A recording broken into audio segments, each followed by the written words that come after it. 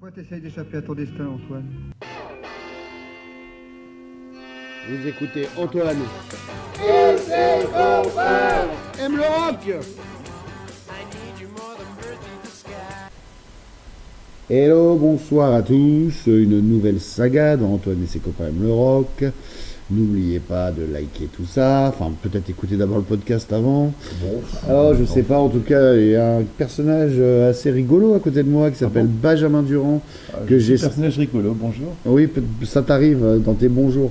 En tout cas, Dans mes façons de dire bonjour. Oui, c'est ça. En tout cas, ouais, oui, je te fais venir parce que là, il y a un gros dossier sur le groupe Oasis, le retour des sagas. Et toi qui es complètement imprégné de cette ville de Manchester où tu as vécu un certain nombre d'années. À cause d'eux. À cause d'eux, entre autres. Écoute, voilà, par où commencer ce phénomène d'Oasis qui explose, allez, tu remonteras aux origines après, en 94, quoi, à peu près. Et ce retour au groupe à guitare et au groupe issu d'un milieu prolétaire, si on peut dire ça comme ça, enfin, en tout cas, un milieu très pauvre, qui va débouler sur une véritable Oasis mania. Donc d'où ça part et qu'est-ce qui se passe chez les Gallagher? Alors, d'où ça part de Manchester, qui sont les Gallagher, enfin, bon, voilà, tout ça. Alors, on est à Manchester et les Gallagher vivent à Manchester. Donc voilà, une situation Manchester. familiale. Voilà. Donc, on a fait les panoramas anglais ensemble. Manchester, donc là, on est au début des années 90. Donc, tu te souviens un petit peu du contexte de Manchester au début des années 90? Ah bah un petit peu, oui. Ouais. Pourquoi c'est un interrogatoire? Pour voir si je réécoute les podcasts, non pas vraiment. Exactement. Et vous aussi derrière le poste. Non, le contexte c'est qu'on est dans une époque de rock indépendant qui va devenir de moins en moins parce qu'il va être récupéré par le mainstream. Mais l'éclosion de groupes, notamment, je sais pas, le fer de lance peut-être à Manchester, le plus important c'est les Stone Roses à la fin des années 80 et l'album qui porte le nom Stone Roses d'ailleurs. Avant, on avait déjà eu les prémices avec des groupes comme les Happy Mondays et tout ça, donc cette scène de Manchester, mais qui était que tous ces groupes n'auraient jamais vu le jour sans Joy Division et New Order. Et le label Factory, qui était le label Joy Division et New Order et qui a fait l'Hacienda, qui existe encore au moment où Oasis se forme et qui est donc. Ça va, j'ai répondu à. Ah mais c'est formidable, c'est formidable. C'est formidable. Et Paris Moscou, qui n'est pas de Manchester, mais qui est aussi un des groupes. Ouais, qui est basé là-bas, mais qui va faire le lien effectivement entre tout ça, parce que Oasis, ça va être en fait la conjonction de tous ces facteurs-là, parce que Oasis, effectivement, vient de Manchester. Et donc, au départ, Oasis, c'est un groupe. En fait, ce qui est marrant, c'est que c'est les membres qui ne sont pas les frères Gallagher qui fondent le premier embryon de groupe qui s'appelle The Rain, avec un chanteur qui s'appelle Chris Hutton. Et en fait, Liam Gallagher est un jeune homme qui a à peine 20 ans au début des années 90 et qui est un espèce de petit marlou qui a été nul à l'école. Enfin, bon, marlou, qui est complètement vraiment qui genre qui sniffe de la colle, etc. machin, qui a jamais rien su faire il sent de la colle, qui a jamais rien su quoi faire de sa vie, etc. Et mais qui a une révélation précisément en voyant les Stone Roses. Le premier événement, il dit toujours que le premier événement marquant de sa vie, c'est voir les Stone Roses et surtout voir en concert, tu veux dire, en concert, ouais, absolument. Alors je ne sais pas si c'était au fameux concert de Blackpool ou si c'était au fameux concert de Spike Island, qui est vraiment l'espèce d'expérience. C'est un peu le Woodstock du nord de l'Angleterre à la fin des années 80. Il y a quand même un film qui a été fait sur le concert de Spike Island il y a 5 ou 6 ans. Donc c'est vraiment quelque chose de super marquant. En tout cas, les Mancuniens en parlent toujours avec des étoiles dans les yeux. Apparemment, le son était épouvantable, mais le concert n'avait aucun. C'est pas le concert qui musicalement, c'était le rassemblement qu'il y avait dedans. Et Liam Gallagher est complètement fasciné par l'attitude charismatique et en plus très nonchalante de Ian Brown, donc le chanteur effectivement assez génial des Stone Roses. Et tout d'un coup, Liam Gallagher C'est se ça dit qui le que pousse à écouter les Beatles ou parce qu'il est aussi hyper fan des Beatles, mais ça va venir, je pense, un petit Après peu. Ouais, je pense que ça va venir un petit peu Ou en après. même temps. Et surtout qu'il va, en fait, il va comprendre que la musique, que la musique c'est important et que, en gros, être rockstar, ça a l'air d'être cool. Ouais. Alors Euh, que son frère, lui, est déjà dans le milieu. Ah, voilà, et ça c'est le premier point sur lequel il faut toujours insister quand on parle d'Oasis, c'est la différence d'âge entre Liam et Noël Gallagher. Ouais. C'est que Liam est né en 1971, alors que Noël est né en 1967. Ouais, donc c'est assez pour des frères à cet âge-là, c'est quand même conséquent comme C'est différence assez d'âge. conséquent. Et Liam est le petit dernier, parce qu'ils ont encore un frère aîné Ouais. plus grand qu'eux qui s'appelle Paul Gallagher. Et en fait, Noël a quitté le. En fait, Paul et Noël ont vraiment été les deux aînés qui ont été très victimes, qui ont vraiment mal pris le classique, entre guillemets, dans les familles prolétariennes, du père faut alcoolique ouais. qui fout sur la gueule à leur mère, etc., qui fout la gueule aux deux aînés, alors que le petit cadet, Liam, est un petit peu préservé. Épargné, ouais. Et donc le père se barre, foutu à la porte par la mère, Peggy, donc dans cette banlieue très très sordide et toujours à ce jour très très sordide de Manchester qui s'appelle Burnage. Ah d'accord, ils sont de Burnage, exactement. On y est passé, tu m'avais montré, non, enfin en tout cas tu m'avais fait un tour un peu, Ouais, enfin, je tu m'as t'avais expliqué je les t'avais choses vaguement dans les rues montré de où Manchester. c'était, mais, Ouais, mais c'est un on super n'était souvenir. pas allé sur les lieux parce qu'il faut quand même vraiment vouloir y aller. Ouais. Moi j'y suis allé en pèlerinage avec un ami Ouais. fan, monsieur Pratt. Nous avons eu une station de quelques minutes de pèlerinage et de silence devant la maison où vit toujours d'ailleurs Peggy Ouais, c'est Gallagher. ça. Et elle a tenu à rester vive parce que même si ses fils plus tard ont voulu lui offrir une belle maison, et parce que c'était le symbole de sa résistance par rapport à son mari abusif. Donc, voilà. D'accord. Et Noël, lui, a quitté assez rapidement le noyau familial pour en fait être la plupart du temps au chômage et faire des boulots de merde. Et a fini par être road manager Voilà. pour un groupe de l'époque de Manchester qui se démerdait pas mal, qui s'appelait Inspiral Carpets. Absolument. D'ailleurs, on avait retrouvé il n'y a pas longtemps une archive Tout à fait. absolument incroyable, Tout à un fait. documentaire, je crois, de. L'émission Faut pas rêver. En tout cas, c'est un France 3 régional Ouais. sur la Non, ville. c'était pas régional, c'est un truc. Sur la ville de Metz, en tout cas, ou des. En Lorraine, en tout cas, oui. Ouais, bon, pas loin, non loin de Metz, où des Inspiral Carpet est venu jouer à la fin des années 80. Ouais. Et on peut voir Noël décharger le matériel et déguster du saucisson. Donc Ouais. ça, c'est assez touchant Ah oui, de voir c'est- ça. Comme quoi, lui, il était déjà dans le business, quoi. Voilà. Même si Et pour puis, l'instant, il officie en tant que roadies. Il y a la Roddy. fameuse anecdote où Noël raconte en interview qu'il se retrouvait à un festival au Japon, je crois, avec les Inspiral Carpets, et il voit, c'est un festival, donc il y a beaucoup de monde, même si c'est pas du monde qui est venu spécialement pour les Ouais. Inspiral Carpets, et il est en train d'installer le matériel pour eux qui vont jouer sur la grande scène. Il regarde le public en disant, mais putain, mais vous êtes tous réunis pour écouter ces branquignoles, mais qu'est-ce que ça va être quand vous écouterez mes chansons, quoi.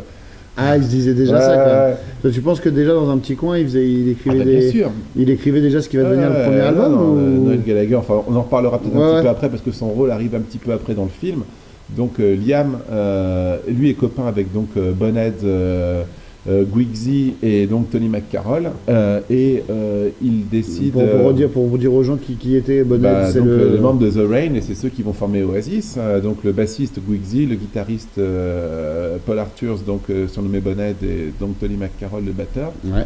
Et donc, ils vont, en voyant le charisme de Liam, ils vont virer Chris Hutton. Et donc, The Rain, qui s'appelait The Rain à cause de la chanson Rain des Beatles, Liam décide de changer le nom en Oasis, qui était, c'était en fait à la fois, il y a beaucoup de versions qui divergent, non, sur le... Ouais, mais moi ce que je pense, c'est que c'est en fait une association d'idées parce qu'il avait dû voir de l'Oasis verser dans des cocktails.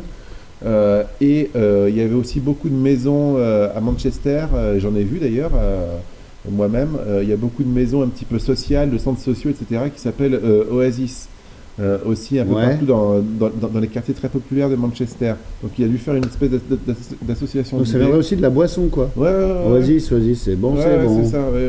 Enfin, apparemment, oui. Alors, Bon, après- que ça soit vrai, tant ou faux, peu importe, mais voilà. Très Bref, bon nom de tout ça groupe, en pour tout cas. dire que et donc ils font Oasis avec Liam qui chante et des chansons principalement écrites par Bonhead. D'accord, Et au donc- départ, c'est Bonnet qui écrit. Voilà. Et donc Noël lui était assez déconnecté de ce qui se passait dans la famille, etc. Et pour lui, son frère, c'était une espèce de branleur bon à rien qui se retrouvera en tôle de façon inévitable. Et puis voilà. Et un jour, il est en tournée avec les Inspiral Carpets et il appelle sa mère pour lui dire comment va le petit Liam. Et la maman qui dit oh bah Liam, ça peut aller, etc. Il est en train, il fait un groupe. Noël tombe à moitié de sa chaise. Dit quoi? Il fait un groupe, etc. Et une fois que Noël rentre à Manchester, la première chose qu'il va voir, c'est d'aller voir ce que vaut son frère et dans le groupe, etc. Et qui joue dans un club ou il va aller voir en répète, tu sais plus? Ou bah, l'un ou l'autre, Ouais, oui, ouais. oui, apparemment elle répétait au Boardwalk. Alors là aussi, c'est une salle de répète qui avait une partie club aussi à l'étage. Ouais. Et au sous-sol, c'était des salles de répète. D'accord. Et en fait, c'est une salle de répète qui est située complètement juste en face de l'Hacienda. En fait, t'as une espèce de ligne de train sur une espèce d'aqueduc Ouais. qui traverse là sur une espèce de ring road, une espèce de périphérique à Manchester. Et en fait, le boardwalk est à l'extérieur du périphérique. Et juste à l'intérieur, en bordure, tu as l'ancienne Hacienda, la boîte de nuit. D'accord. Et donc, Noël y va, il trouve que les chansons sont complètement à chier, mais que son frère... Qui écrit, c'est les autres c'est mecs surtout Bonhead D'accord. qui écrit. Non, mais dans le groupe de Liam. C'est Bonhead. D'accord. Mais il dit qu'il est assez impressionné par la qualité de chant de son frère, en plus qui est complètement autodidacte, et surtout son attitude extrêmement nonchalante, qui reflète un véritable charisme. Et donc Noël, à partir de là, propose d'apporter les chansons. Et a priori, il apporte, dès la première répète, il apporte quelques chansons, notamment Live Forever dans le lot, et les mecs se couchent, quoi. Ouais. Et les mecs Tu se m'étonnes. couchent direct, et à partir de là, il a ça. Et là, Et on donc- est en quelle année? Là, on est en 92. Ah oui, d'accord, très tôt. Enfin, très tôt. On est encore à 2 ans du premier album. Voilà, si vous on est en voulez. 92, donc Oasis commence un petit peu. Donc ils ont zéro management, ils ont zéro machin, donc c'est vraiment un club, un groupe qui est pas du tout dans les sphères un petit peu de l'aristocratie à Manchester, c'est-à-dire qu'ils sont absolument pas du tout dans les écuries de Factory ou d'autres labels machin, etc. C'est vraiment de la démerde totale, donc à mon avis ils doivent écumer des salles dans des endroits assez piteux, style Oldham. Style, je sais pas moi, Prestwich, enfin des endroits assez glauques du coin. Et ça va comme ça jusqu'au jour où ils décident d'avoir une date à Glasgow. Ouais. Et à Glasgow, ils vont dans un concert de seconde zone, etc., où ils sont tout premiers sur une affiche de 4 concerts. Et la petite amie d'Alan McGee, qui donc est le grand patron du label Creation, donc créé au début des années 80, notamment le label qui a révélé Jason Mary Chain, puis Primal Scream, puis My Bloody Valentine, The House of Love aussi, Ouais. Donc un truc, sérieux, et quoi. qui à l'époque commence à cartonner notamment grâce au succès de Primal Scream et aussi le succès de Ride, hein, parce que c'est l'époque où le shoegaze fait fureur, et Ride, ça aura une importance puisque le guitariste de Ride, Andy Bell, deviendra en 2000 le bassiste de Oasis. D'accord. Et donc Alan McGee raconte toujours qu'il était à moitié bourré, de toute façon il était très très alcoolique et défoncé à l'époque, Alan, et sa copine le tanne pour aller voir un de ses groupes préférés à l'affiche, donc le dernier groupe, C'était le groupe de le filles, groupe là, un peu non? de tête d'affiche, Non. ouais c'est ça. Ouais. Et donc il dit ouais bon d'accord j'y vais et tout ça, il y va assez tôt, presque par accident, et il est complètement subjugué par la performance de Oasis. Donc il va Oasis en concert, pas en balance. Hein. Voilà, C'est non, plus- il les voit en concert, il est complètement subjugué par le truc, et il va les rencontrer, et tout de suite il est assez Bluffé, quoi. bluffé par leur charisme. Et tout d'un coup, bah, c'est l'espèce de bingo, etc. Parce que dans la tête de Noel Gallagher, c'est le compromis idéal, parce qu'il est très content de tomber sur le mec qui fait partie du label le plus cool quand même du moment, le label indé le plus cool du moment, et surtout, il s'évite totalement d'aller appartenir à telle ou telle chapelle des différentes mafias de Manchester. Ouais. Il va directement chez Creation, qui elle, est basée à Londres, et quelque part, en fait, Noël en a un peu marre de tout le cirque interne à Manchester, et il est très content d'aller dans un endroit neutre à Londres où il n'a pas besoin de machin. Et ça, c'est le tournant, c'est ce qui a changé la vie de ces gens-là, quoi. C'est ce qui change la vie de ces gens-là. Et Noël a aussi la bonne idée à ce moment-là aussi de sympathiser avec Johnny Marr.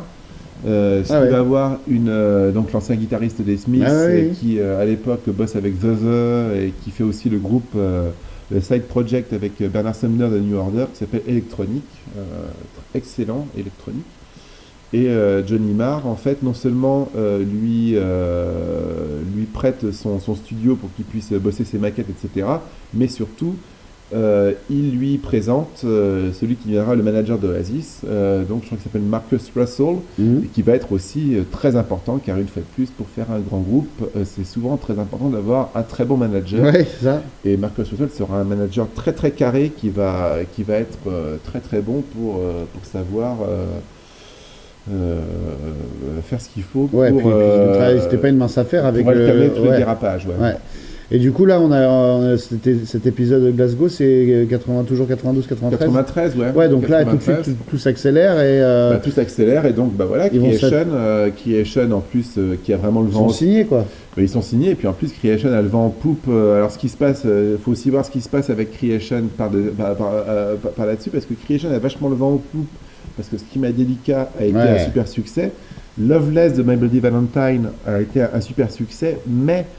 Loveless est un album qui a pris énormément, plus d'un an et demi à être enregistré et a coûté un fric monstrueux à Creation, mais Alan McGee, persuadé que ça va être génial, etc., a filé du fric, attire l'arigot, etc. Enfin bon, il était défoncé et tout, mais évidemment, les comptables se rappellent à son bon souvenir et lui disent « Ouais, mon vieux, vous êtes vraiment dans le rouge, etc. » Et vu qu'il y a une espèce de montée du rock à guitare au niveau des gros labels, avec le début de succès de Blur, et il y a eu le succès de Suede juste avant, les guitares reviennent, Sony flaire la bonne occasion, et Sony décide de venir combler les dettes de Creation en rachetant... Oasis ou... Mais non, ils rachètent... Non, ce qui se passe, c'est que Sony, parce que Creation, c'est un label assez cool, etc., ils se disent, il nous faut un truc un peu avec des guitares, etc., boum, ils balancent le pognon et ils sont propriétaires de 51% de Creation.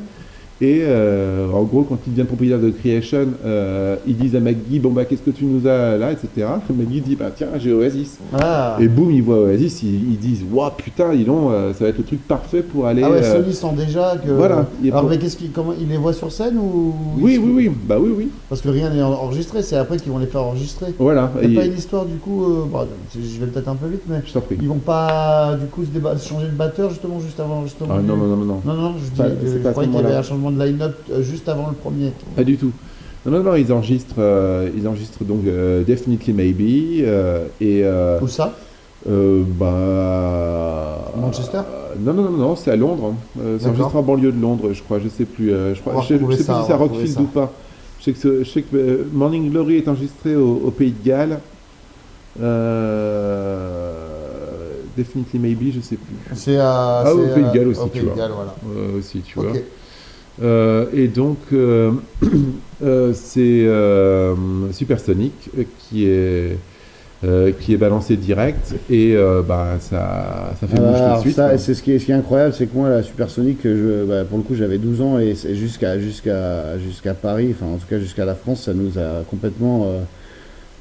C'était la première fois qu'on voyait, moi qui aimais déjà les groupes des années 60, etc., c'était la première fois que je voyais un groupe récent où je trouvais les gars beaux, bien habillés. C'était exactement ce genre de produit dont j'avais besoin quand j'avais 13 ans au collège, quoi.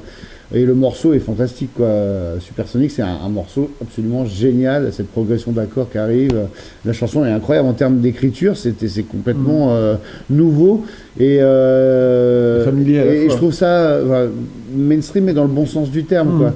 c'est accessible au plus grand nombre. Et d'ailleurs, ça va être confirmé par l'énorme succès de l'album, non? Bien sûr. Et puis, qui va un album battre, qui commence par un refrain qui fait My dreams are real. Ouais. Tonight I'm a rock and roll star. Ouais. C'est difficile de voilà quoi. Et puis il y a Live Forever évidemment qui peut encore être considérée comme la meilleure chanson d'Oasis, la chanson la plus définitive en tout cas, on va dire la plus peut-être. Définitivement. Voilà, c'est quand même fantastique. Et puis il y a d'autres choses super intéressantes sur ce disque, des choses beaucoup plus psychédéliques. L'enchaînement ensuite Up in the Sky Columbia, c'est vraiment la partie très psychédélique, très réminiscente des Stone Roses. Moi j'adore cet album, vraiment. Et puis il y a Slide Away en fin de disque qui vient complètement parce qu'elle a encore un vrai potentiel hymnesque. Et même l'album a vraiment une espèce de cohérence, cohérence. C'est vraiment c'est sublime. Un monument. Et tout de suite ça prend. Alors ils commencent à se mettre à faire les télés à travers l'Europe. Bien sûr. Et en Amérique, il y a un impact aussi. Alors, par les clips ou... Il y a un petit impact, mais en Amérique c'est compliqué. Parce qu'en Amérique c'est quand même l'époque quand même encore du grunge, mais surtout ce qui fait la différence en Angleterre, c'est que l'hypothèque Nirvana est levée au moment où Oasis commence. C'est-à-dire qu'en Amérique ça prendra pas, mais en Angleterre si ça prend aussi bien aussi, c'est parce qu'il y a quand même le traumatisme début 94 de la mort de Kurt Cobain, du suicide de Kurt Cobain. Et c'est un tel traumatisme qui a besoin d'avoir quelque chose d'aussi fort qui arrive, et Oasis se présente tout de suite de façon très opportune comme le truc tu vois, de remplacement, Kurt Cobain meurt et Live Forever arrive tout de suite, donc c'est vraiment le timing incroyable, c'est presque trop beau quoi.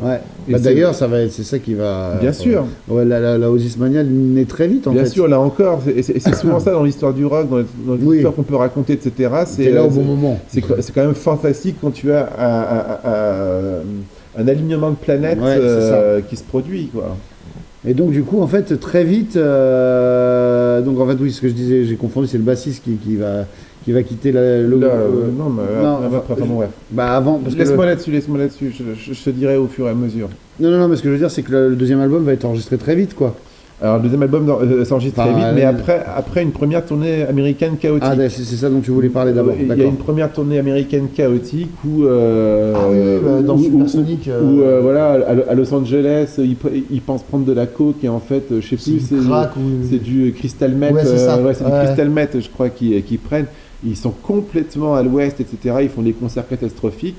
Et Noel Gallagher en peut plus et il décide carrément de se barrer sans prévenir quiconque. Et il est retrouvé que quelques jours plus tard, et il a eu le temps d'écrire deux chansons qui seront des phases B magnifiques, parce que c'est aussi ça la magie d'Oasis, c'est que c'est le groupe qui fait revenir l'art de la phase B quoi. Et des phases B qui sont pas sur les albums, ça que tu veux dire.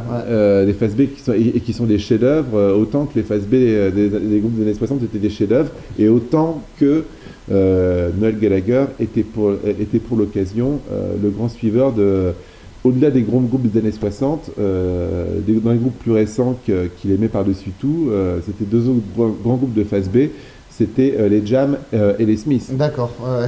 Et ça, c'est une tradition qui va très très bien. La tournée américaine dont tu parles, elle se passe pour la plupart du temps dans des clubs, hein, c'est assez. Oui, sur les côtes. Enfin, et puis même c'est pas des grandes salles. Non, pas du tout. On essaye de populariser le groupe. Bien sûr. Pas avant, d'accord. Bien sûr. Donc du coup, oui, j'allais trop vite, mais alors pourquoi? Alors, qu'est-ce qui se passe? C'est quoi la transition? Donc ils enregistrent le deuxième, hein, on peut parler du deuxième. Là, après, ils partent sur le deuxième album, et là, c'est au deuxième album que de toute façon Noel Gallagher arrive. Donc ils enregistrent d'abord Some Might Say, qui sera un espèce de single avant-coureur, et ça sera le dernier morceau avec le batteur Tony McCarroll, parce que Noel Gallagher, en gros, de toute façon, ne supportait pas Tony McCarroll. Ah bon? Et enfin, il s'aimait pas. Et d'ailleurs, Tony McCarroll ensuite a écrit un livre assez intéressant qui raconte une autre anecdote. C'est que au début d'Oasis, il y a un partage qui sera assez mal vécu par tout le monde, mais tout le monde s'écrasera. C'est que Alan McGee et Noel Gallagher font un pacte dans le dos de tout le monde à la signature d'Oasis avec Creation, où en gros ils décident de se partager les droits des chansons. Alors tu veux C'est-à-dire dire que c'est co-signé? non, c'est Noël Gallagher qui a les crédits, mais les royalties sont reversées 50-50 à Noël Gallagher et Alan McGee pour 3 albums. Donc au détriment de la situation financière des autres, quoi. Tout à fait. Ah ouais, disons, c'est quand même déjà... Et ça, c'est un truc que le groupe digère assez mal.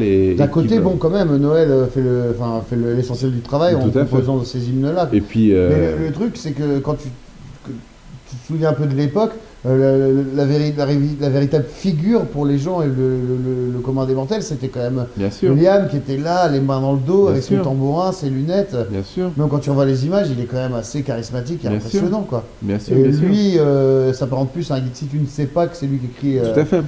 Enfin, c'est drôle. Tout à fait. D'ailleurs, ce qui est assez intéressant, c'est que c'est quelque chose qui va de façon assez subtile, mais qu'il va s'attacher à corriger sur Morning Glory. Parce que sur Morning Glory, Qui sera donc le deuxième album, hein, je précise. donc What the Story Morning Glory, donc qui est enregistré dans des conditions assez chaotiques également, avec de grosses prises de bec entre les frères, avec vraiment des, enfin bon, c'est très très très violent et très très chaotique. Donc toujours au Pays de Galles. Hein. Noël Gallagher décide d'engager pour remplacer Tony McCarroll le frère de Steve White, le batteur de Paul Weller depuis l'époque du Style Council, parce qu'il est, Alan. il s'est lié, voilà, Alan White, et parce qu'il s'est lié d'amitié avec Paul Weller entre temps. Et là, Noël est persuadé, notamment dès l'écriture, on ne peut pas lui donner tort là-dessus, qu'il a 2 pépites en main, Ouais. Wonderwall et Don't Look Back Tu te in rends compte, Anger. quand même. Il dit à Liam, écoute, tu fais ce que tu veux, mais moi, il y a une des chansons que je chanterai, que je chanterai lead. Et du coup, c'est Wonderwall. Bah non, c'est Don't Look Back in Anger que Noël chante lead. D'accord. Donc Mais voilà. il voulait une des deux, il a laissé le choix. Non, ou parce comment que sur Definitely Maybe, toutes les chansons sont Liam en lead. Ouais, bien sûr. Non, j'ai bien Et compris. là, Noël il est sûr d'avoir 2 pépites. Et il veut en chanter une des et deux. il veut, par fierté, Ouais. par rapport à son ego, il veut qu'il y en ait une qui soit chantée par lui pour que les gens comprennent que c'est lui qui écrit les chansons. Ouais. Et il laisse le choix à Liam. Et Liam lui répond, ouais, Wonderwall, ça m'a l'air d'être une fucking reggae song, je sais pas quoi. Bah oui, Ouais, vraiment, pourtant, voilà. rien à voir. Hein. Fucking reggae rap. Mais je veux faire ça et tout ça. Et donc Liam prendra Wonderwall et Noël donc le Back in Anger. Et effectivement, dès la sortie de Wonderwall en single à l'automne 95, là c'est On en juste bouffe la encore. folie. Hein. Je veux dire, même les gamins qui ont 12 ans aujourd'hui connaissent Wonderwall. Ouais. C'est peut-être le plus gros tube d'Oasis, non? Oui, bien Qui sûr. restera. Bien sûr. Bien sûr. Bah, c'est pas pour rien que c'est ça qu'ils ont demandé à chanter à Liam pour l'ouverture des Jeux Olympiques en 2012. Hein. Ouais. Et donc là, bah, c'est un peu le démarrage de tout ou pas aux États-Unis, là, ça prend enfin ou pas? Ça prend un petit peu, Mais pas mais timidement. Ouais, non, mais ça, aux États-Unis, c'est un peu timide, mais en Angleterre, par contre, en Angleterre. Millions, hein. En Angleterre, bien sûr, oui. Et puis c'est Sony aussi, donc Sony. Mais bon, par rapport aux ventes d'albums de l'époque, c'est pas très. 4 millions dans les années 70, c'est beaucoup, mais dans les années 90, l'ère c'est du pas. CD, voilà, ouais. c'est moins quand même. Enfin, les Red Hot Chili Peppers, à mon avis, ils en vendent 10 millions à chaque fois, les Smashing Pumpkins aussi. Enfin, bon, tu vois, pour reprendre les groupes qui vendaient beaucoup à l'époque. Donc voilà, c'est un groupe de Ligue 2 aux États-Unis, alors qu'en Angleterre, c'est un phénomène comme on n'en a pas vu depuis les jams, je pense. Même si les critiques sont pas dithyrambiques sur Morning Glory au départ. Hein. Bah oui, mais enfin bon. Pour c'est le souvent coup, comme ça sur les. ils sont assez obligés de se coucher. Et puis c'est aussi la fameuse époque de la guerre avec Blur. Ouais. Et qui est déjà. Alors explique-nous, ça c'est vraiment. C'est pas une invention de la presse pour un peu recréer le. Non, des labels. Des labels. Mais alors pourquoi cette guerre est mise en place? Bah, pas vraiment de pour vendre des rivalité disques. entre les. Oui, voilà, pour c'est vendre ça. des disques. Pour vendre des disques. Non, les groupes sont assez copains, à la base, mais les consommations de drogue et les tabloïds vont un petit peu faire la différence. Et en fait, ce qui se passe, c'est le camp Blur qui est fautif là-dedans, mais le groupe, mais pas le groupe, hein, mais c'est EMI. En fait, EMI voit un bon coup marketing à jouer en voyant l'annonce du single en plus le plus faible un single assez faible de Morning Glory, donc Roll With It, qui est une chanson assez honnête, mais qui n'est pas une chanson, qui n'est pas un single très fort. C'est drôle d'ailleurs qu'ils aient choisi ça. Ouais.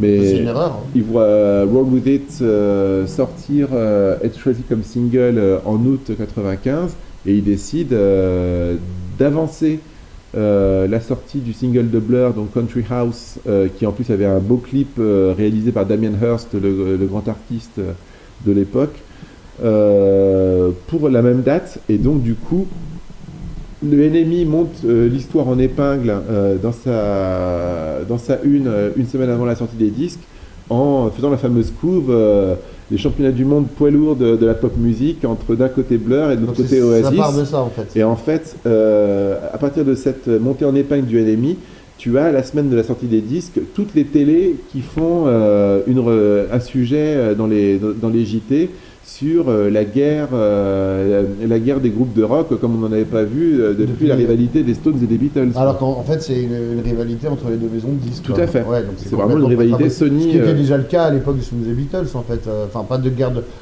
mais c'était une façon de vendre des disques aussi. Andrew qui voulait vendre les Stones comme l'antithèse des Beatles, mais tout ça, c'était du marketing aussi. Oui, mais Andrew voulait faire vendre les Stones en thèse des Beatles pour que les Stones existent. Oui, c'est ça. C'était pas pareil. Oui, d'accord, c'est pas une guerre de c'était pas pareil, c'était pas exactement pareil. Là, c'était vraiment un truc d'existence, tandis que là, c'est vraiment pour vendre du disque, quoi, parce que c'est deux groupes quand même déjà installés confortablement en 95, quoi. Blur, c'est déjà alors que c'est leur deuxième album. Blur, c'est leur. Oui. Blur, ils en sont à leur quatrième quand même. Ouais, c'est vrai que ça vient plus tôt en fait, du coup. Et pour la petite anecdote, il y a quand même Paul Weller qui participe un peu à. Bien sûr, sur Champagne Supernova. Oui. Il joue de l'harmonica aussi. Je sais plus oui, sur The Swamp Song, voilà, qui est une phase B. T'as des snippets. T'as peut-être deux versions sur Morning Glory. T'as deux snippets, ouais. Ouais, voilà, snippets, c'est très bien. Ouais. Alors après, finalement, qu'est-ce qui se passe? Il y a quand même le très bon Bierna où il se passe des choses entre les deux. Il y a quand même Networth entre les deux. Alors, oui, donc Bierna sort après Networth, parce bien sûr. C'est la fin d'Oasis. Bien sûr. Il y a un super documentaire qui était sur Netflix qui s'appelle Supersonic, qui retrace donc un peu ce qu'on a raconté jusqu'à présent, mais qui s'arrête à ce fameux concert de Networth. Et est-ce que c'est la fin de l'Oasis Mania, ou pourquoi ce documentaire finalement c'est assez frustrant? Parce que moi, ça va m'intéresser ce que tu vas me raconter, surtout l'après. Parce que moi, je connais les trois premiers, et après, on a un peu décroché, alors que je pense que ça continue à surfaire du stade et à survendre des concerts, en tout cas. Bien sûr. Même si les albums, peut-être, se vendent moins. Bien sûr, oui, enfin bon, bref, mais il y a beaucoup de choses à dire, en tout cas. Voilà, allez-y, donc, j'ai le petit lait. Donc, oui, donc il y a Networth sur lequel je ne vais pas beaucoup revenir. Il y a le truc sur le rock indie qui en parle aussi. Mais le podcast, donc Oasis est au sommet à la fin de l'été 96 et ils ne font pas de break, même s'il y a encore eu ce coup-ci, c'est Liam qui s'est cassé en plein milieu de tournée américaine prétextant qu'il devait déménager à Londres, donc il quitte la tournée comme ça de façon complètement impromptue, et c'est donc il y a quelques concerts d'Oasis qui se passent avec Noël en lead singer, lead guitariste. Il y a aussi le fameux épisode, si quand même, ça faut le mentionner, le merveilleux épisode de l'Unplugged d'Oasis, le MTV Unplugged d'Oasis. Qui sortira bien, qui sera diffusé en tout cas. D'accord. Il n'est pas sorti en disque, il existe en pirate, mais il est génial. Hein. Ah, ça va être bien. Il est extraordinaire. J'ai envie d'écouter ça. Il est extraordinaire, mais surtout, il est aussi extraordinaire parce que c'est Noël qui chante tout. Parce qu'ils se sont engueulés avec Liam et Noël, il commence le concert en disant. Ça va être moi qui chante parce que Liam ne se sent pas très bien, il est un peu enrhumé, et c'est là qu'il y a un close-up de caméra sur Liam qui est dans les coulisses en train de fumer une clope. Il est là, mais il veut pas chanter. Voilà, mais il veut pas chanter. Et donc c'est Noël qui fait ce set acoustique avec tout le groupe et avec un orchestre et tout ça. Et ils font quoi? Ils font un mélange des deux premiers Ouais, c'est ça. Et des phases B, beaucoup de phases B. Ouais. Beaucoup de phases B. Et ça a juste été diffusé en tant qu'émission de télé, mais on n'a jamais eu, jamais eu de support après. J'ai le pirate, moi. Ah, donc c'est qu'en pirate. Ouais. Où ça n'a même pas été diffusé en VHS. Non. C'est assez dingue ça. Finalement, ils n'ont pas voulu, ou parce que peut-être de par l'absence de Liam. Je sais pas, non, mais c'est une question de droit avec MTV aussi. Hein. Ouais. Mais peut-être que Sony et MTV ne se sont pas entendus pour ça. Peut-être. Mais en tout cas, c'est un excellent disque. Je recommande particulièrement la version de Listen Up. Excellente phase B de la période de Definitely Maybe. Et donc là-dessus, le groupe a beau être exténué, ils veulent continuer. Et donc Noël écrit tout le début 97 l'album Be Here Now qu'il s'en va enregistrer en démo sur l'île Moustique. Où il, dans la Village Jagger. Absolument. Où il copine beaucoup avec Johnny Depp et Kate Moss qui étaient ensemble. Et d'ailleurs, cette amitié ira jusqu'à offrir à Johnny Depp un featuring à la slide guitare sur Fading Out, qui ouvre la face B du disque. Et là, bon, beaucoup de choses ont été dites sur ce disque. Le disque sort vraiment dans une campagne marketing à fond extraordinaire. Ouais. Tout le monde ne parle que de ça. C'est l'album le plus attendu depuis Sgt Pepper. C'était vraiment ça à l'époque, ouais, je me souviens. Allons-y. Mais le disque est un petit peu tombe en plein psychodrame, puisque le disque finit par sortir exactement au moment de la mort accidentelle de la princesse Diana. Ouais, ça sort en août 97. Ouais. Exactement. Et donc l'album c'est la vente la plus rapide de tous les temps en Angleterre. Jamais un disque s'est écoulé à autant de copies. Genre en 3 jours, ils en avaient déjà vendu des millions. Des millions, ouais. Ouais, des millions, etc. Et le disque est mal reçu et bien accueilli dans un premier temps par la critique, mais est mal reçu par les fans, etc. Mais c'est moins bien déjà, non? Enfin, est-ce que ça marque une rupture ou avec les deux, la qualité de deux premiers ou pas pour toi? Qui est fan, je dirais, qui est con. Oui. Ouais. Honnêtement, oui, mais c'est un disque qui a un charme fou, mais c'est un disque, c'est ce qu'on dit tout le temps de toute façon, hein, c'est un disque qui pue, si je puis dire, la cocaïne à plein nez, quoi. C'est un disque pas forcément très autosuffisant, dans ce sens-là. Avec des chansons qui sont, avec des paroles qui sont plus bâclées que sur les deux premiers albums. Beaucoup de chansons font 2 voire 3 minutes de trop. Voilà, c'est extrêmement self-indulgent. Alors c'est encore bourré de références, oui, puis de références, de trucs piqués. T'as un pompage de U2 qui succède à un pompage des Beatles, qui succède à un pompage de R.E.M. qui succède à un pompage de Bowie et tout ça. Ça leur est reproché depuis un peu toujours. Mais là, sur Be Here Now, c'est un peu... c'est criant, ouais. C'est un peu criant. Et puis surtout, moi ce que je pense, c'est que l'époque a un peu tourné, parce que 97, c'est l'année de la sortie de OK Computer de Radiohead. Ouais. Et c'est un peu une autre musique pourtant. Et c'est voilà, mais tout d'un coup l'espèce de public qui lit encore le NME, qui est avide de nouveautés et de ce qui est excitant au niveau du rock, là a trouvé une nouvelle couleur. Ouais. Et puis tout simplement le feu de paille de la Britpop a un petit peu vécu, les gens sont un peu lassés. Déjà, tout ça. Oui, si peu de temps. Ouais. Les gens se lassent, quoi. C'est comme pour tout, quoi. Les choses sont moins rares dans les années 60-70, voilà. Ouais. Donc les gens se lassent assez vite. Et puis bon, les choses ont aussi un peu bougé aux États-Unis. Il y a aussi beaucoup d'autres choses qui sont arrivées. Il y a eu aussi le double album des Smashing Pumpkins, Melancholy and Infinite Sadness, qui a aussi amené des gens de cette mouvance-là vers des choses comme Radiohead, etc. Tu vois, donc voilà, c'est quand même toutes ces choses-là qui changent un petit peu, qui rabattent les cartes. Et Oasis, quelque part, nous refont un peu du Oasis, quoi. Donc là-dessus, ils se refont une grosse tournée. Et parce que très vite, ils ressortent un disque. C'est ça que j'allais dire, que malgré ça, dès l'année d'après, voilà. C'est quand même, ça sort, ça écrit et ça sort vite, quoi. Bien sûr. Mais donc ils se refont une assez grosse tournée, mais pas tout de suite, en fait. quand même moins spectaculaire que la tournée Morning Glory. En France, les fans seront tristes car une seule date sera assurée à Lille, les autres seront annulées à cause d'un conflit des routiers à l'époque. Ah merde, alors là, donc il y avait pas de bol en France, parce que quand c'est pas les frères Gallagher qui se foutent sur la gueule, c'est les routiers qui s'y mettent. Je crois que devait y avoir gilets jaunes. Je crois que devait y avoir 2 Bercy prévus et qui sont annulés. Ah putain. À cause de ça. Donc voilà. Mais les Oasis avaient déjà joué en France ? Oui, ils avaient joué au Zénith, je crois. La plus grosse date qu'ils avaient fait, c'était au Zénith. Ils avaient joué à la Cigale aussi. Je connais des images d'Oasis à la Cigale sur Definitely Maybe. Ah, et puis il y a ces images de dédicace de set acoustique au Virgin Megastore qui sont incroyables aussi. Ils avaient joué. J'ai un ami qui les avait vus au Euroken à l'époque de Morning Glory aussi. Enfin bon, voilà. Wow. Donc là, par contre, ils décident de faire une vraie pause et ils ont une super initiative. C'est qu'en 98, ils sortent un disque magnifique qui s'appelle The Master Plan. C'est pas une compile. Si, c'est la compile de leur meilleure phase B. Et si vous n'aimez pas trop le style d'Oasis, etc., mais si vous aimez le rock des années 60, 70, j'ai peut-être envie de dire que c'est peut-être ce disque-là sur lequel il faudrait peut-être que vous portiez une oreille, parce que c'est peut-être ça qui est presque le plus beau. Parce que cette compile est absolument sublime. D'accord. C'est toutes les merveilleuses faces B Donc de 94 à 97. De 94 à 97, tout à fait. Ok. Et voilà, ça c'est Avec vraiment. la version d'I Am the World, la reprise qu'ils faisaient en live, on Tout à fait, rappelle. tout à fait, tout à fait. Il y avait une cassette vidéo, si je dis pas de bêtises, qui était sortie à l'époque du premier album. Oui, c'est Où le il y a- live à Bombhouse. C'est ça, et où il y avait cette version d'I Am the World, on rappelle, qui est super d'ailleurs.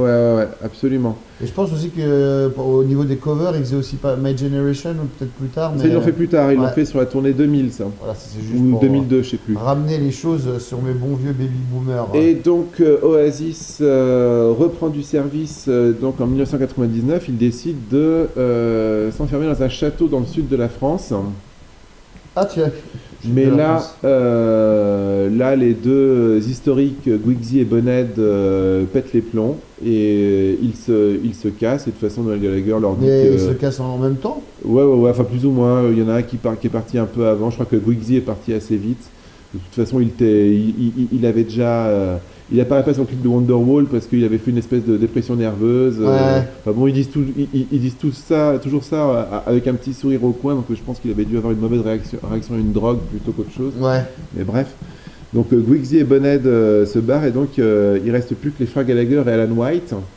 Et donc en fait c'est ce trio qui va enregistrer Standing on the Shoulders of Giants. Alors ça c'est un album que je connais pas du tout. Tiens. Donc qui est, on dit souvent avec des potes fans, qui est peut-être leur album le mieux enregistré, Ah, mais merde. le plus faible sur le plan des compositions, mais qui a paradoxalement peut-être un de leurs meilleurs singles, qui est le single d'entrée Go Let It Out. D'accord. Qui est vraiment une absolue merveille, quoi. Le son est beaucoup plus moderne. Tu nous mets tout ça dans la playlist. Hein. Bien sûr. Ouais. Go Let It Out, c'est vraiment une merveille. Il y a 2-3 trucs sympathiques sur le disque, mais globalement, il est quand même vraiment plus faible. C'est-à-dire que c'est des pastiches de ce qu'ils ont déjà fait avant, plus ou moins, ou qu'est-ce que tu trouves faible Non, c'est des chansons pas inspirées, quoi. Il y a toujours le craftsmanship, le savoir-faire de Noel Gallagher qui est là, mais il n'en a plus trop dans le ventre, quoi. Il y a la première chanson écrite par Liam, qui est Little James. Ouais. Mais il y a beaucoup de chansons qui sont... Moi, il y a une autre chanson que j'aime beaucoup sur ce disque qui est une chanson chantée par Noël qui s'appelle Where Did It All Go Wrong, ce qui est assez bon en plus parce que c'est assez réaliste sur la situation, parce que Oasis ils ont bien le sentiment que leur moment où ils dominent tout est passé. Et donc, ils vont faire une tournée, là encore chaotique. Là encore, Noël va se barrer en plein milieu de la tournée européenne, remplacé par un technicien de guitare pour des dates en Espagne. Et C'est Noël qui est remplacé. Ouais, Noël est remplacé. Donc il y a des concerts avec un autre mec que Noël à la gratte et juste Liam. Voilà, c'est ça. Putain, la vache. Mais les gens avaient payé des places pour Oasis. Ouais, absolument. Il n'y avait pas eu des problèmes de gens qui avaient demandé à être remboursés et tout. Non, je sais pas. À Enfin, l'époque, bref. parce que c'est Et dingue. donc, oui, Il y a des boules. j'ai oublié de mentionner que les deux nouveaux membres d'Oasis sont donc Jam Archer à la guitare et donc, j'en parlais tout à l'heure, Andy Bell, l'ancien guitariste de Ride qui a splitté, qui passe à la basse. Ouais. Il n'avait jamais joué de basse de sa vie d'ailleurs avant, mais bon, bref. C'est pas grave. Et donc, Noël ne va daigner revenir que pour les 2 énormes concerts à Wembley Stadium qui ponctuent la tournée. Et ce sera le live. Le live Familiar to Millions, donc ils ont enregistré le premier soir et heureusement parce que à la fin du premier concert, il y a une after party avec les Spice Girls qui sont les grandes stars de l'époque. Bah tiens. Et Liam se met une murge monumentale et il fait le deuxième concert du lendemain en totale gueule de bois et donc voilà, C'est le moins deuxième bien, concert ouais. est moins bien, donc Inexploitable, ouais. c'est le premier soir. Mais c'est quand même encore numéro 1 en Angleterre, hein, cet album. Bien sûr, bien enfin, sûr. L'album Standing on the Bien Shoulders sûr, of Giants, hein. évidemment que c'est numéro 1 en Non, Angleterre. mais moi je redécouvre avec toi. Donc, Mais niveau critique, etc. Enfin voilà quoi, 2000 c'est l'époque de la sortie de Kid A. Voilà, c'est vraiment l'époque qui appartient à Radiohead, à Muse qui commence, etc. Voilà, c'est cette époque-là et Oasis là-dedans, ils font vraiment figure ils font vraiment figure de dinosaures déjà. Hein. Ouais, bah. C'est les Stones, 73 quoi. Ouais, Oasis d'accord. en 2000 quoi. Bon, ça va être pas mal alors. Et ça vaut quoi là? Parce que je vois qu'il y a Helter Skelter sur le Ouais, live. bah, c'est formidable. C'est bien sûr formidable. Vraiment, on me replonger là-dedans. C'est bien sûr formidable. Ouais, Et puis là, donc, c'est putain de cette liste. Hein. Et donc ils arrivent à continuer en 2001 avec cette fameuse anecdote de la tournée, de cette tournée très très bizarre Double Bill Oasis Neil Young, qui aura une date à Bercy. C'est-à-dire qu'ils tournent ensemble. Voilà, Pardon. Oasis fait la première partie de Neil Young dans des arénas un peu partout en Europe. Et je me souviens surtout du tournant, et comme quoi Noël a du flair. Noël interviewé dans le cadre de cette tournée dans Rock et Folk, et on lui demande c'est quoi le meilleur truc que vous ayez écouté. Noël qui dit il y a un truc qui va vous péter la gueule, vous n'allez pas comprendre, moi je n'écoute plus que ça, c'est les Strokes. Ah. Et il parle de ça à l'été 2001, c'est en septembre 2001 Il parle de ça avant que le voilà. premier Oui, parce sorte. qu'en Angleterre, vu que c'est Rough Trade qui les bosse, en Angleterre il est sorti avant partout ailleurs dans le monde. Et donc en Angleterre, c'était avant que l'album se retrouve sur internet, etc. Donc il n'y a pas de problème avec New York City Cops, quoi. Non. Donc en Angleterre, les gens sont fans des Strokes dès le printemps 2001, alors qu'il il sort partout dans le monde à l'automne 2001. D'accord. Donc, en fait, voilà, Noël commence à prendre cette espèce de posture de grand sage, etc. Oui, Et, toujours d'ailleurs. et donc, il s'astreint à l'écriture de l'album suivant, où il décide, vu qu'en plus les nouveaux membres d'Oasis sont aussi des auteurs-compositeurs, d'ouvrir la composition aux autres membres, et lui, il ne s'occupera plus que de 2 tiers du disque, D'accord. plutôt que de la totalité. Et donc ça donne... Du coup, Liam écrit c'est l'album où il écrit le plus de morceaux. Enfin, le premier album où il écrit autant de morceaux. C'est ça. Et donc voilà... Et tu penses que ça souffle de la comparaison ou pas? Ou il a un vrai talent quand même. Non, Liam. Songbird, c'est une jolie chanson, c'est des chansons simples. Ouais. Mais Songbird, par exemple, c'est une atteindre quand même. C'est une très jolie chanson. C'est différent, mais en plus c'est bien produit. Ça fonctionne. À partir de là, c'est vraiment des albums assez bien produits. The Hindu Times, le single qui lance l'album, c'est vraiment un superbe album. Il y a Stop Crying Your Heart Out qui deviendra un tube en Angleterre parce que ça va être l'hymne de la défaite de l'équipe d'Angleterre en Coupe du Monde. D'accord. Parce que tout le public, après la défaite la défaite injuste de l'équipe d'Angleterre en Coupe du Monde cette année-là, va se mettre à reprendre la chanson dans les stades. Donc ça devient un hymne de stade. C'est marrant. Et donc, c'est là l'apparition de Zak Starkey, non? Zak Starkey arrive en 2004, parce qu'en 2004, on leur propose de faire Glastonbury. Et Alan White, le batteur de Oasis, donc depuis Morning Glory, s'est barré après la tournée Eden Chemistry. Et donc, pour le concert de Glastonbury, il décide de répéter avec Zak Starkey. Donc le concert de Glastonbury en 2004 est à moitié foiré, mais il joue des nouvelles chansons. Pourquoi tu dis ça, foiré Parce que le groupe est pas prêt. Le groupe est pas assez rodé. Ils ont pas assez répété, parce qu'ils ont. Ils ont Glastonbury, parce que moi j'en ai un qui est vachement bien, mais c'est peut-être après, je sais pas. En tout cas 2004, le concert est un peu controversé. D'accord. Mais c'est un concert qui entre dans aucune tournée, quoi, parce que la tournée Eden Chemistry se finit début 2003. Donc ils sont quasiment un an, ils sont plus d'un an sans jouer. En fait, c'est des monstres de tournée, quoi, toutes ces années-là, quoi. Ouais. Ils n'arrêtent pas. Ouais. Et donc l'album suivant, c'est en 2005, c'est Don't Believe the Truth. Qui est aussi un sixième quand même. Hein. Voilà, qui est un bon disque, bien accueilli, bien pépère, etc. Il y a Layla, il y a Mucky Fingers avec son gros clin d'œil, voire plus au Velvet Underground, à Waiting for the Man. Ça s'ouvre quand même, c'est noté par une chanson de Andy Bell, l'excellente Turn Up the Sun. J'aime beaucoup cette chanson. Et puis il y a la chanson, alors là, qui je ne sais pas si tu la connais, mais The Importance of Being Idol, qui est de Noël, hein. Voilà, de Noël, mais qui est vraiment un clin d'œil total à Ray Davis, quoi. C'est vraiment Sunny Afternoon. Et là, l'intro, le début du chant, on pourrait la comparer à Sweet Fatting Man aussi. Hein, c'était ce qui ouais, mais enfin, c'est beaucoup moins évident que sur le clin d'œil aux Kings de The Importance of Being Idol. Donc voilà, et là il se passe un truc assez bizarre, c'est que là on est encore en pleine période dans le rock anglais, en pleine période Strokes, Libertines, Franz Ferdinand, Arctic Monkeys, Ah ouais, là. mais cette vague va aller un petit peu en déclinant et l'influence d'Oasis va un petit peu réaugmenter. Alors ça va être notamment dû en partie grâce à la tournée de promotion de la première compile d'Oasis qui sort, qui s'appelle Stop the Clocks, Ouais.